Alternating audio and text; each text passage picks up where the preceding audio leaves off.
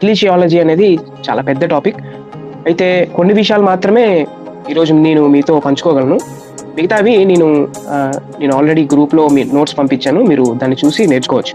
So right, సంఘ నాయకత్వం గురించి మనం ఒకవేళ ఆలోచన చేయగలిగితే మనం ఒక విషయాన్ని అర్థం చేసుకోవాలి. అదేంటి అనంటే, శతాబ్దాలు అయిపోయాయి, శతాబ్దాలు సాగిపోతున్నా కూడా సంఘంలో వెలుగు తర్వాత జీవం తగ్గిపోతూ వచ్చాయన్నమాట. ఇంకో మాటలు చెప్పాలంటే తగ్గుముఖం పడుతూ వచ్చాయి.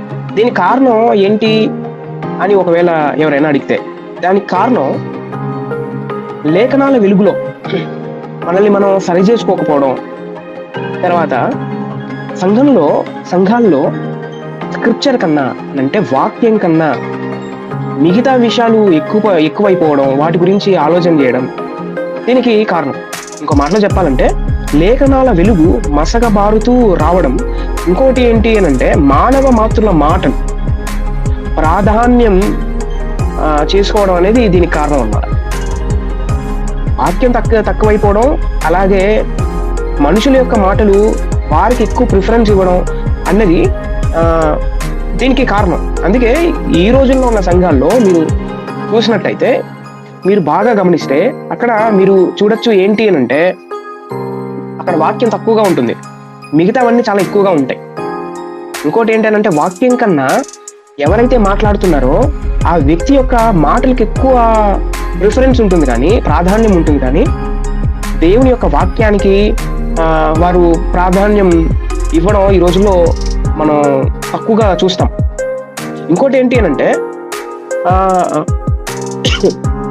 జాన్ కాల్విన్ అనే ఒక భక్తుడు, ఒక స్కాలర్, ఆయన ఏమన్నాడు అని అంటే, ఈ విషయాన్ని బట్టి అంటే ఈ దేవుని సంఘంలో, చర్చెస్లో వెలుగు లేకపోతే ఉజ్జీవం, తర్వాత లేఖనాల యొక్క ప్రిఫరెన్స్ తగ్గిపోయింది అని బాధపడుతూ ఆయన చాలా పుస్తకాలు కూడా రాశాడు. ఆయన జాన్ కాల్విన్ గారు 4వ శతాబ్దం నాటికే సంఘ పెద్దలు ఎవరైతే ఉన్నారో వారు మరుగుపడ్డారు.